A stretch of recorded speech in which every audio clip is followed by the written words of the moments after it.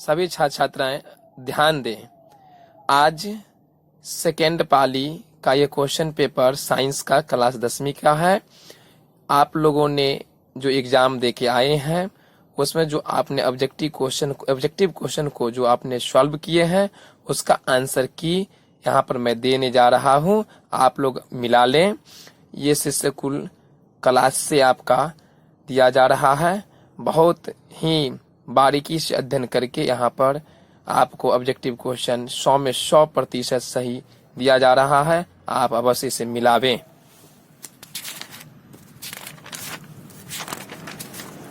बहुत ही question easily question पूछा गया है बच्चों। पहला क्वेश्चन ध्यान दें, यह आपका सेकंड पाली का क्वेश्चन पेपर है। सेट नंबर आपको यहाँ पर दिया गया है। मैं एक बार और बता देना चाहता हूँ, सेट डी है। और जो भी छात्र छात्राओं को सेट हो वो अपना क्वेश्चन पेपर मिलाकर क्वेश्चन पेपर को देखते हुए क्वेश्चन नंबर को मिलाते हुए अपना यहाँ पर टिक लगा सकते हैं। बहुत ही बिहार बोर्ड का स्तर देखिए क्वेश्चन का कितना नीचा है बनाया गया है। अब इतना क्वेश्चन सॉल्व ना हो तो बच्चे क्या होगा। अब ध्यान दें, पहला क्वेश्चन, सेल का विद्युत वाहक बल है।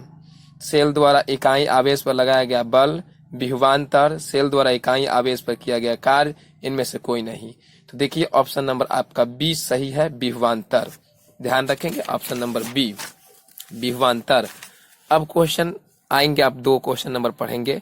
क्वेश्चन क्या कहता है, पारिस्थितिक तंत्र में ऊर्जा का प्रवाह होता है, एक दिशीय रूप में होता है। बउआ एक दिशीय रूप में होता है। आप लोग मिलावे। ऑप्शन नंबर ए, आवेश का एसआई मात्रक होता है आपका कूलम्ब। क्वेश्चन नंबर 3 का आंसर जो होगा ऑप्शन नंबर बी सही होगा। दूरदृष्टि दोष वाला नेत्र साफ साफ देख सकता है। देखिए कितना सुंदर क्वेश्चन है।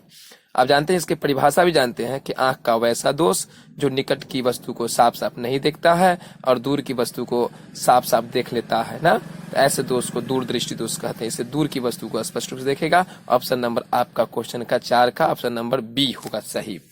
अब क्वेश्चन नंबर यहाँ पर आइए 5, निम्न में से कौन सा ऊर्जा स्रोत और ऊर्जा का व्युत्पन्न नहीं है। तो देखो बाबू यहाँ पर नाभिकीय ऊर्जा जो ऑप्शन नंबर डी होगा।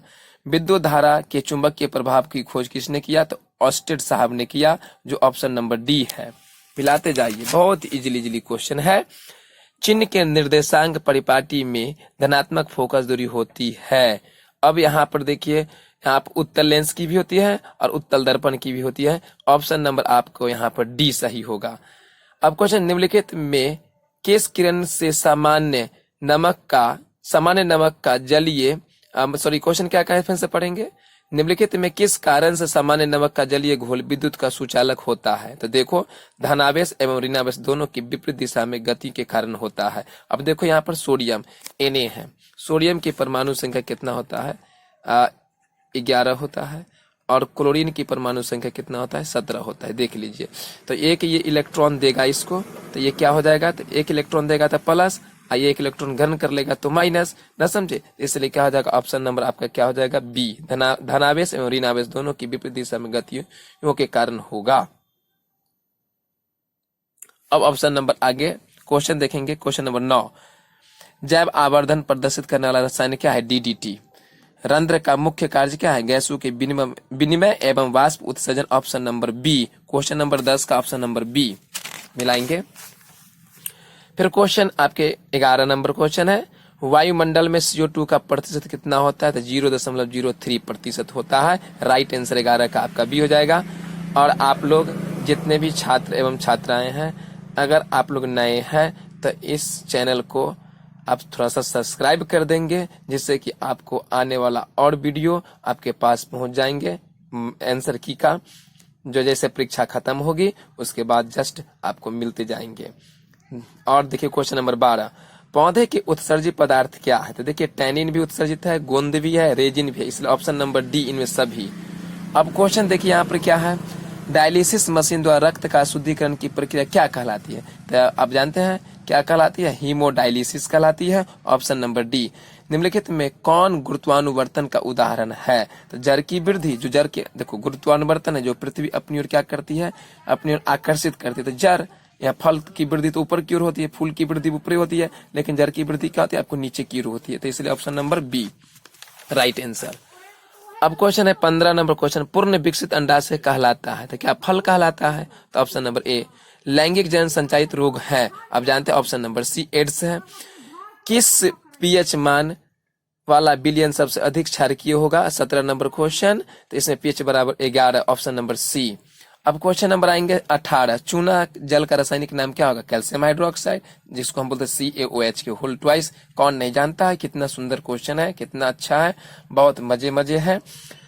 19वां क्वेश्चन, निम्नलिखित में सोडा एस का सूत्र कौन है? तो Na2CO3 होता है।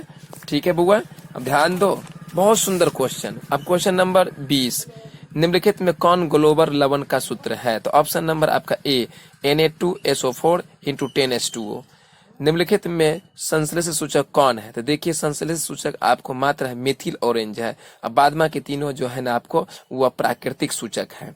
निम्नलिखित में ऑप्शन नंबर 22, निम्नलिखित में कौन क्वेश्चन नंबर 22, निम्नलिखित में कौन सा पदार्थ बिना ज्वाला के जलता है? तो कोयला। कोयला क्या है? धीरे धीरे जलता है, ज्वाला के साथ नहीं जलता है। अब क्वेश्चन नंबर 23, उपचयन में निम्नलिखित में से क्या होता है? तो ऑक्सीजन का योग होता है। तो ऑप्शन नंबर सी, 23 का सी। 24 में जल के वैद्युत अपघटन में कैथोड पर कौन सी गैस मुक्त होती है? सिंपल सी बात है, 24 का आपका ऑप्शन नंबर बी जो हाइड्रोजन गैस है। अब क्वेश्चन नंबर, अब ध्यान रखेंगे 25, निम्नलिखित में से कौन पराग कोष में पाया जाता है? तो पराग कोष में परागकण पाया जाता है। तो ऑप्शन नंबर 25 नंबर क्वेश्चन का option number B right answer. निम्नलिखित में से कौन पादप हार्मोन नहीं है? तो आप जान जाइए ऑक्सीन, एथिलीन, साइटोकाइनिन, ये सब क्या है? Option number A, option number C, option number D, ये सब क्या है? राइट आंसर नहीं है, ये तो पादप हार्मोन है, यहाँ तो नहीं कहा जा रहा है। इसलिए ऑप्शन नंबर बी जो ऑक्सीटोसिन नामक हार्मोन है जो जंतु में पाया जाता है। ठीक है, अब आइए बच्चे क्वेश्चन नंबर आप 27 पर आइएगा। अलैंगिक जन की विधि है, तो देखिए अलैंगिक जन की विधि बीजाणु जनन से भी होगा, मुकुलन से भी होगा, विखंडन से भी होगा, इसलिए ऑप्शन नंबर डी इनमें से सभी।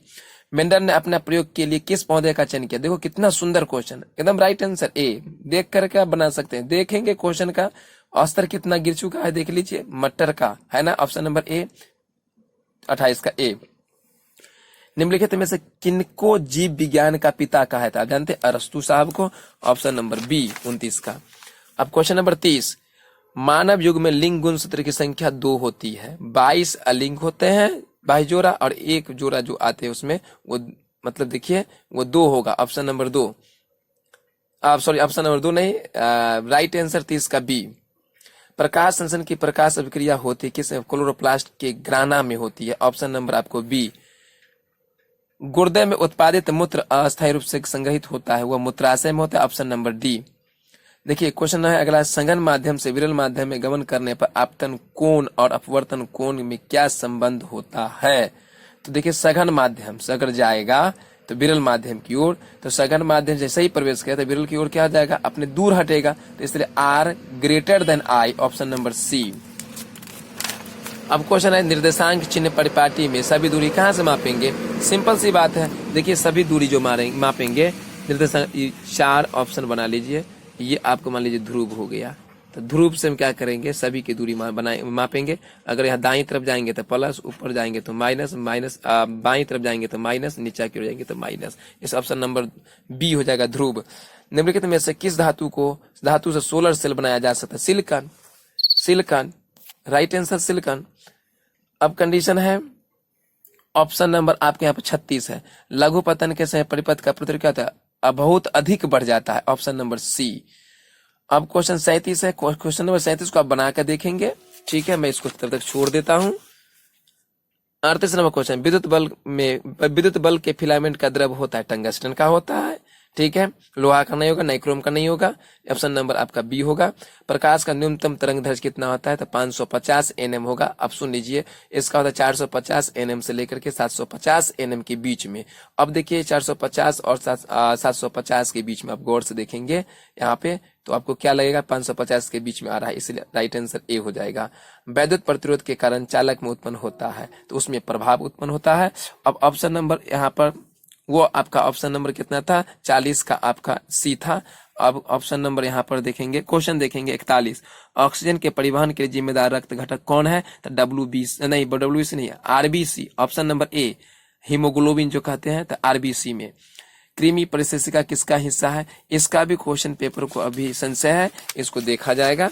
ठीक है, प्रकाश की ओर प्रयोग की गति होता है प्रकाशानुवर्तन के, तो 43 का डी हो जाएगा। 44 का क्वेश्चन देखें, किससे बचने के लिए आयोडीन युक्त नमक का प्रयोग की सलाह दी जाती है भाई? तो कितना सिंपल क्वेश्चन है देखिए। और 44 का ऑप्शन नंबर बी घेघा। मनुष्य में कपाल तंत्रिका की संख्या कितना होता है? 12 जोड़ी होती है। ठीक है, अब देखिए ऑप्शन नंबर आप आएंगे, क्वेश्चन नंबर आएंगे 46, मस्तिष्क का कौन सा भाग में गंध पहचानने का केंद्र है? इसको भी मैं छोड़ दिया हूं 3 क्वेश्चन को अभी तक। प्रथम मासिक धर्म का प्रकट होना कहलाता है मेनार्चे कहलाता है। आप कहिए कैसे? तो अब मेनार्चे में देखिए कि क्या होता है कि पहली पीरियड जो होती है, तो पहली पीरियड होने में क्या होता है,